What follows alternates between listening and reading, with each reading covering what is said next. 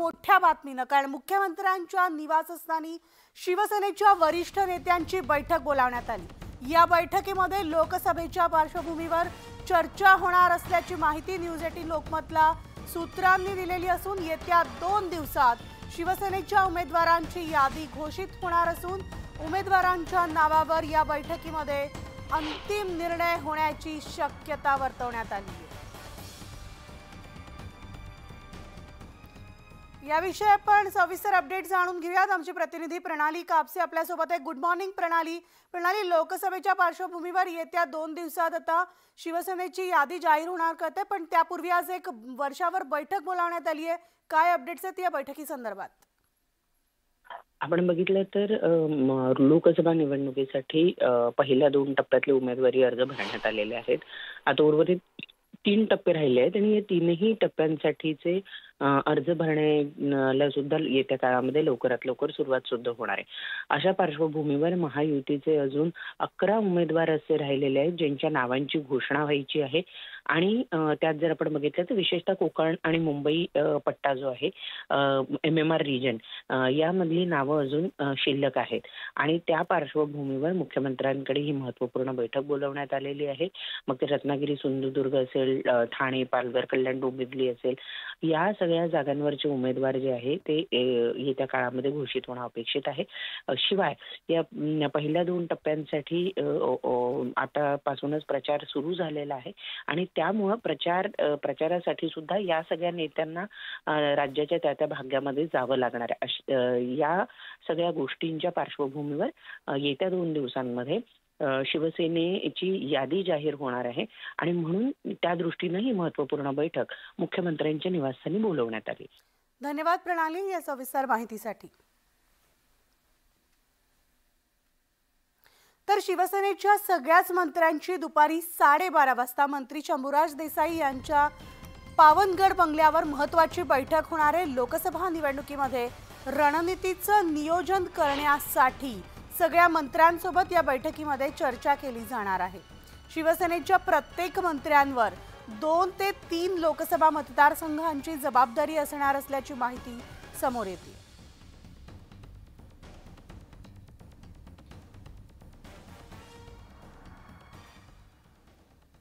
तर जळगावमध्ये एका हॉटेलमध्ये मुख्यमंत्री एकनाथ शिंदे यांची मंत्री गिरीश महाजन आणि आमदार चंद्रकांत पाटील यांच्यासोबत चर्चा झाली आहे। तब्बल 25 मिनिटं बंद दाराआड या नेत्यांमध्ये चर्चा झालेली असून जळगाव आणि रावेर लोकसभेसंदर्भात यावेळेस चर्चा झाल्याचं सांगण्यात येत आहे। तर या बैठकीनंतर मुख्यमंत्री शिंदे, मंत्री गिरीश महाजन आणि आमदार चंद्रकांत पाटील धुळ्याकडे रवाना झाले।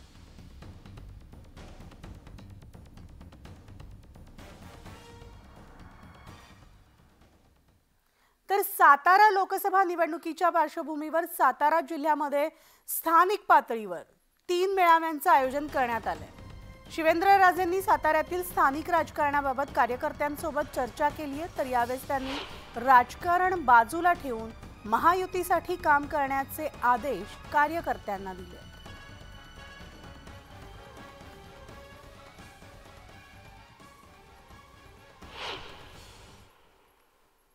थोडं आता स्थानिक पातळीवरचा संघर्ष आहे पूर्वीपासून, याची मला सुद्धा कल्पना आहे आणि बऱ्याचशा गोष्टी संघर्षाच्या ह्याच्यातनं झालेल्या आहेत, पण शेवटी पक्ष म्हणून आपल्याला काम करायचं हे मी आत्तासुद्धा स्पष्टपणे सांगितलं।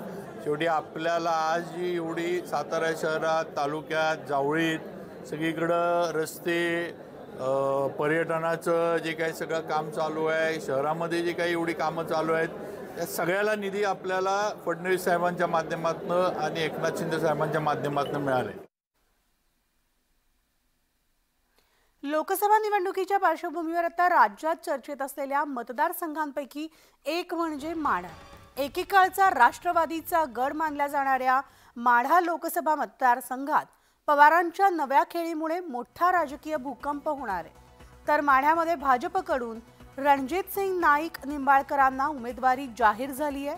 तर महाविकास आघाडीकडून कोण लढणार यावर आता प्रश्नचिन्ह होतं। दुसरीकडे रणजित निंबाळकरांच्या उमेदवारीवरून मोहिते आणि रामराजे निंबाळकर घराण्यात नाराजीची चर्चा होती। त्यामुळे आता पवारांनी सुद्धा माढ्यातून उमेदवार जाहीर केलेला नाहीये. अखेर रणजित निंबाळकरांविरोधात निंबाळकर आणि मोहितेंनी दंड थोपटले. तर एनसीपी शरदचंद्र पक्षाकडून ते निवडणूक लढवण्यास सज्ज झालेत. रणजित निंबाळकरांविरोधात संजीवराजे निंबाळकर किंवा धैर्यशील मोहिते निवडणूक लढवणार हे अद्याप निश्चित झालेलं नाहीये. तर दोन्ही घराणं एकत्र येत उमेदवारीबाबत निर्णय घेणार असल्याची माहिती मिळते.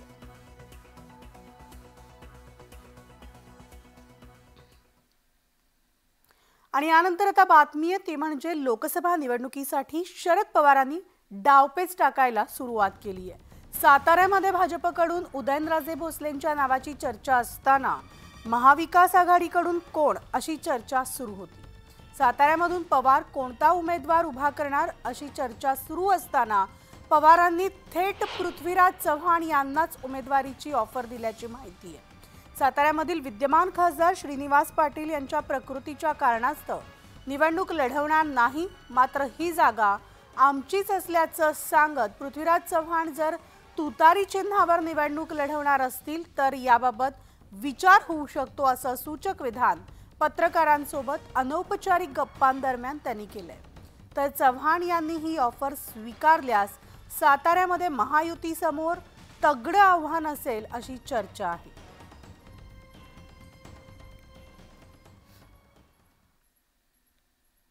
आणि आता बातमी लोकसभा निवडणुकीसाठी जागा वाटपावर महायुतीतील तीनही प्रमुख नेत्यांची बैठक झाली आहे. दरम्यान कुठलाही उमेदवार बदलण्यासाठी आम्ही सांगितलेलं नसून उमेदवारीचा निर्णय हा एकनाथ शिंदे यांचाच असल्याचं बावनकुळे यांनी स्पष्ट केलंय. ते नागपुरात बोलत होते. यावेळेस त्यांनी काँग्रेसवर देखील निशाणा साधलाय.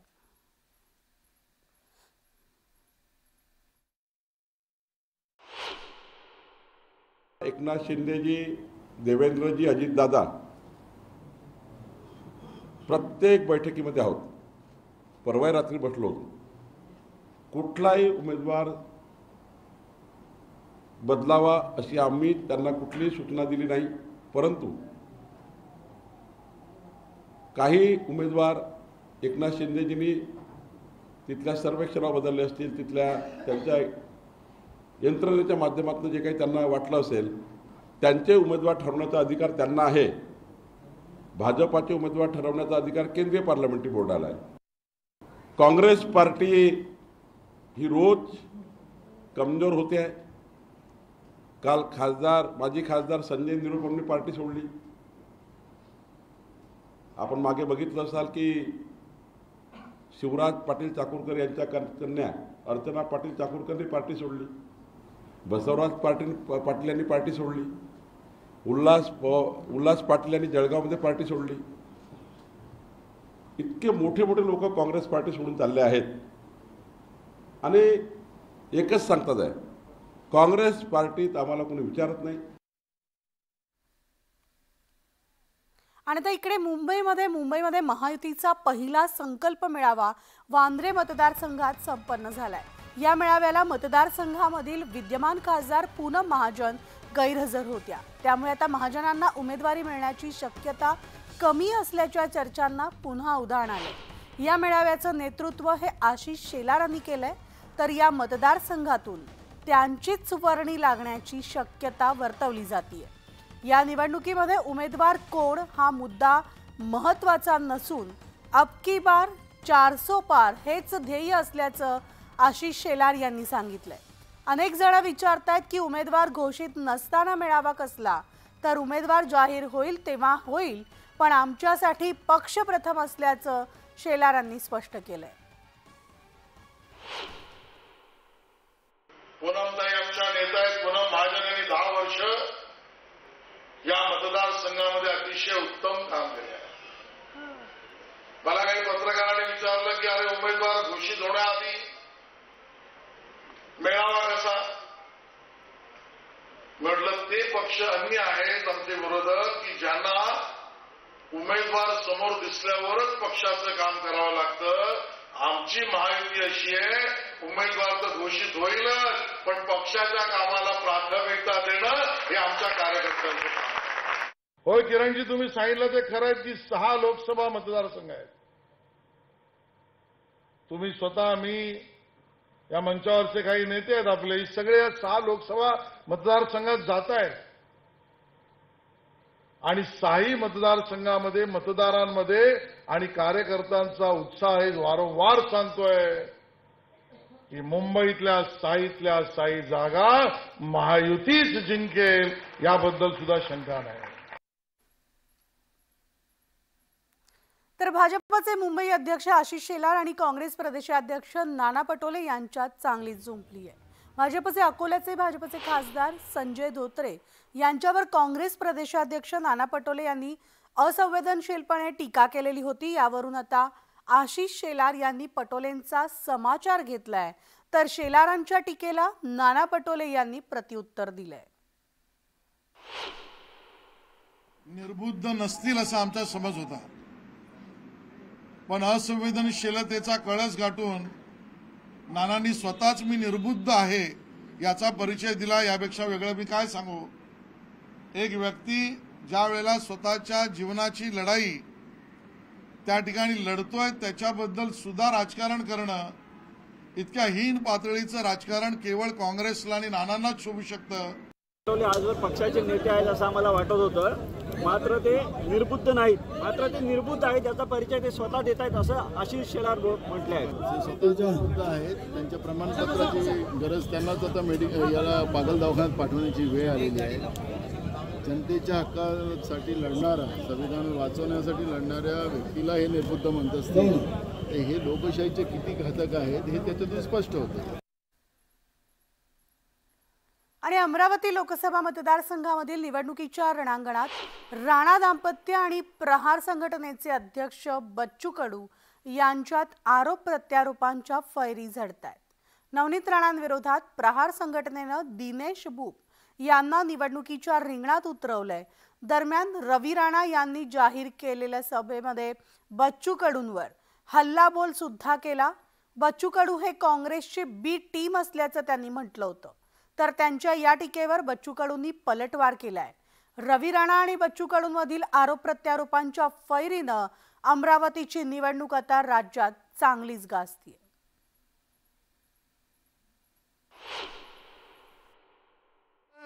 तो तोडीबाज म्हणून ओळखल्या जाते. त्याला सेटलमेंट कमिशनरचे एखादं पद असेल तर द्यायला लागते. नवनीतला पडायचंय. अरे काँग्रेसची बी टीम झालेली आहे. आता माफी मागितली, एवढा लबाड. अबे सरडा तरी लाव की थोडासा उशिरा रंग बदलवते. 2 दिवस अगोदर माफी मागत फिरत होता, फोन करत होता. तू तुझे बायको बीजेपी मध्ये, तू स्वाभिमान मध्ये, आणि पोरगजे मध्ये प्रार एबीसी करतो ते चालत. आणि आता लोकसभा निवडणुकीमध्ये एनडीएनं 400 पारचा नारा दिलाय. त्यासाठी भारताला म्हणजे भाजपला दक्षिण भारतात सुद्धा चांगली कामगिरी करावी लागणार आहे. तर दक्षिण भारतामध्ये भाजपला चांगलं यश मिळेल असा विश्वास भाजप नेते नितीन गडकरी यांनी व्यक्त केला असून न्यूज 18 लोकमतला दिलेल्या विशेष मुलाखतीत ते बोलत होते. त्यासोबत त्यांनी उद्धव ठाकरेंच्या भूमिकेवर भाष्य केलंय.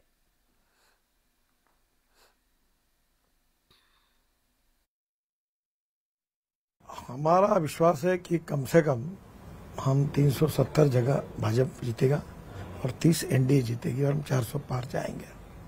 दक्षिण भारत में अच्छा करेंगे, कर्नाटक में अच्छा रहेगा और हम लोग तेलंगाना में अच्छा करेंगे. आंध्र में हमारी अलायंस अच्छी हुई है और तमिलनाडु में भी इस बार हम सीटें मिलाएंगे. डिफिकल्ट है वहाँ, पर हम लोग यश मिलाएंगे. हिंदुत्व के विचारों के साथ कांग्रेस का मिल कैसे बैठ सकता है. पर ऐसा कहा जाता है कि politics is a game of compromises, compulsions, limitation end contradiction. एक बात देश में हुई है कि मत भिन्नता हो सकती है, विचार भिन्नता हो सकती है, मनभेद नहीं होने चाहिए. और दूसरी बात, हमारी समस्या विचार शून्यता है. तर राष्ट्रवादी शरद पवार पक्षाचे आमदार एकनाथ खडसे हे भाजपमध्ये प्रवेश करणार असल्याच्या चर्चा सुरू आहेत. यावर नेटवर्क 18ला दिलेल्या खास मुलाखतीत राजनाथ सिंग यांनी पक्षप्रवेशाच्या मुद्द्यावर मोठं वक्तव्य केलंय. खडसेंना आम्ही बोलावलेलं नाही, ते स्वतःहूनच भाजपकडे आलेत. देशाच्या विकासासाठी मोदींना पुन्हा पंतप्रधान बनवण्यासाठी ते भाजपमध्ये येत असावेत असं राजनाथ सिंह यांनी सांगितलंय। 3 लोगों का वो बन गया है, वो उसको आप कैसे मैनेज कर रहे हैं? अभी देखिए वो एकनाथ खड़से जी को आप लोग वापस ले आए, जो कि बहुत दिनों तक बाहर बैठे हुए थे। अब वापस, हाँ अच्छा आ गए, चलिए वो आ गए, आप ले आए वापस, उनको लाना पड़ा वापस, कह रहे हैं क्योंकि नॉर्थ महाराष्ट्र में थोड़ी सी सिचुएशन बीजेपी की थोड़ी ख़राब लग रही थी। पहली बार जब वो छोड़ कर गए तो फडणवीस जी से लड़ के गए थे। तो ये इतना सारा विरोधाभास कैसे संभालेंगे आप? मतलब देखिए, बहुत सारे ऐसे जागरूक नेता हैं जो मानते हैं कि 2047 तक हमारा भारत या विकसित भारत बनना चाहिए। जी, स्वाभाविक है, उनके मन के अंदर भी ललक होगी कि इसमें मैं भी कंट्रीब्यूट कर सकूं, इसमें मैं भी कुछ योगदान कर सकूं, इसलिए पार्टी के साथ जुड़ते हैं। तर आता लोकसभा निवडणुकीची रणधुमाळी सुरू झाली आहे। मनसेनं अद्याप आपली राजकीय भूमिका स्पष्ट केलेली नाहीये। 2 आठवड्यापूर्वी राज ठाकरेंनी केंद्रीय गृहमंत्री अमित शहांची भेटही घेतली होती। त्यामुळे आता मनसे महायुतीमध्ये दाखल होण्याची शक्यता वर्तवली जाते। तर गुढीपाडव्याच्या मेळाव्यामध्ये मनसेच्या इंजिनची दिशा स्पष्ट होणार आहे। माझ्या तमाम महाराष्ट्र सैनिक बंधू भगिनींनो, सस्नेह जय महाराष्ट्र। सालावाद प्रमाणे यावर्षी 9 एप्रिलला शिवतीर्थावर आपला गुढीपाडवा मेळावा आहे। महाराष्ट्र नवनिर्माण सेनेनं गुढीपाडवा मेळाव्याचा टीझर सोशल मीडियावर शेअर केलाय। दरवर्षी गुढीपाडव्याला मुंबईत मनसेचा मेळावा होत असतो आणि या मेळाव्यातनं राज ठाकरे मनसैनिकांना राजकीय दिशा देतात। पण यंदाच्या गुढीपाडवा मेळाव्याला लोकसभा निवडणुकीची राजकीय किनार आहे। त्यामुळे राज ठाकरे या पाडवा मेळाव्यात काय बोलणार याविषयी उत्सुकता निर्माण झालेली आहे। दरम्यान हा टीझर गेल्या काही दिवसातील राजकीय घडामोडींविषयी अंगुली निर्देश करणारा आहे। गेले काही आठवडे आपल्या पक्षाबद्दलच्या घडवल्या गेलेल्या चर्चा, लढवले गेलेले तर्कवितर्क याकडे मी शांतपणे बघत होतो। तुम्हाला पण अनेकांनी प्रश्न विचारून मंडावून सोडलं असेल, पण आता वेळ आली आहे या सगळ्यावर तुमच्याशी बोलण्याची। लोकसभा निवडणुकीच्या पार्श्वभूमीवर नुकतंच राज ठाकरेंनी दिल्लीमध्ये केंद्रीय गृहमंत्री अमित शहा यांची भेट घेतली होती। त्यामुळे मनसेच्या महायुतीतल्या संभाव्य एंट्रीविषयी राजकीय वर्तुळात चर्चा सुरू झाली होती। महायुतीमध्ये मनसेला लोकसभेच्या 2 जागा मिळण्याची शक्यताही वर्तवण्यात आलेली होती। मुंबई तसंच शिर्डीच्या जागेची चाचपणी सुरू झाल्याचंही बोललं गेलं, पण आता त्याला 2 आठवड्यांहून अधिकचा काळ लोटलाय। अद्यापही मनसेनं आपली राजकीय भूमिका जाहीर केलेली नाही। त्यामुळे मनसैनिक वेट अँड वॉचच्या भूमिकेत आहेत। आता राज ठाकरे गुढीपाडव्याच्या मेळाव्यात मनसेची राजकीय दिशा जाहीर करणार आहेत। नक्की काय घडलंय, नक्की काय घडतंय हे सांगण्याची। 9 एप्रिलला शिवतीर्थावर या, मला आपल्याशी प्रत्यक्ष बोलायचंय। लोकसभा निवडणुकीचा धुरळा उडालेला असतानाच मनसे थंड असल्याचं चित्र आहे। त्यामुळे मनसैनिकांमध्ये अस्वस्थता वाढत चाललेली आहे। दरम्यान अमित शहा यांच्या भेटीतल्या राजकीय चर्चेचा उलगडा राज ठाकरे गुढीपाडवा मेळाव्यामध्ये करण्याची दाट शक्यता आहे आणि तसे संकेत त्यांनी या टीझरच्या माध्यमातून दिले। खरं तर तयारी तर जोरदार चालू आहे। आचारसंहितेचं थोडंसं त्याच्यावर सावट आहे, तरी देखील तयारी दरवर्षी जी होते त्याहीपेक्षा जास्त अधिक प्रमाणात आम्ही तयारी करतो। राज ठाकरे साहेबांचे सर्वच कार्यक्रम हे भव्य दिव्य असतात, त्याप्रमाणे यंदाचा गुढीपाडवा देखील भव्य दिव्य असेल आणि पाडवा मेळावा असल्याकारणाने आजूबाजूला रोषणाई आणि अन्यही अनेक नाविन्यपूर्ण गोष्टी तुम्हाला पाहायला मिळतील, ज्या मलाही अजून माहीत नाहीत। अनेक गोष्टी आहेत की त्या तुम्हाला त्या दिवशी पाहायला मिळतील। भाजपनं ही लोकसभा निवडणूक प्रतिष्ठेची केलेली आहे। नरेंद्र मोदींना तिसऱ्यांदा पंतप्रधान करण्यासाठी भाजपनं कंबर कसली आहे। अब की बार 400 पारचा नारा भाजपनं दिलाय। त्यामुळे भाजप कोणतीही राजकीय जोखीम पत्करायला तयार नाही। राज ठाकरेंनी गेल्या लोकसभा निवडणुकीत काँग्रेस आघाडीला पाठिंबा दिला होता। त्यांचा लाव रेतो व्हिडिओचा प्रयोगही चांगलाच गाजला होता। राज ठाकरेंच्या प्रचारामुळे भाजपची चांगलीच कोंडी झाली होती। राज ठाकरेंचं नेतृत्व आणि त्यांचा प्रभाव लक्षात घेता भाजपनं त्यांना महायुतीत येण्याची गळ देखील घातली आहे। शिवसेना भाजप युतीच्या इतिहासावर नजर टाकल्यास शिवसेना युतीतील मोठ्या भावाच्या भूमिकेत होती, कारण मराठी माणसावर शिवसेनेची मजबूत पकडही होती। पण 2014च्या नरेंद्र मोदी लाटेत राज्यातील राजकीय समीकरणच बदललं। भाजपचा जनाधारही वाढला आणि त्यामुळे युतीतली स्पर्धा तीव्र होत गेली। युती तुटल्यानंतर भाजप मनसे युतीची वारंवार चर्चाही रंगली। लोकसभा निवडणुकीमध्ये त्याला मुहूर्त लागणार का हे गुढीपाडव्यालाच स्पष्ट होईल। 9 एप्रिलला शिवतीर्थावर या, मला आपल्याशी प्रत्यक्ष बोलायचंय। Bureau report, news 18 Lokmat.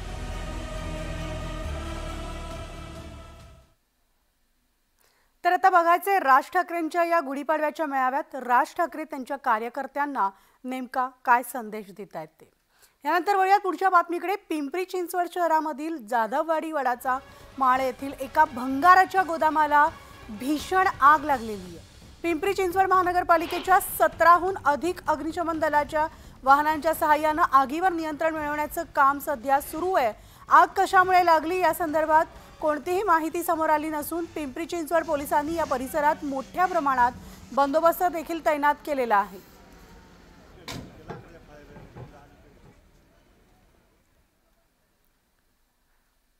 तर उल्हासनगरमध्ये एका नामांकित कंपनीच्या नावाचा लोगो वापरून बनावट साहित्य विक्री सुरू होती.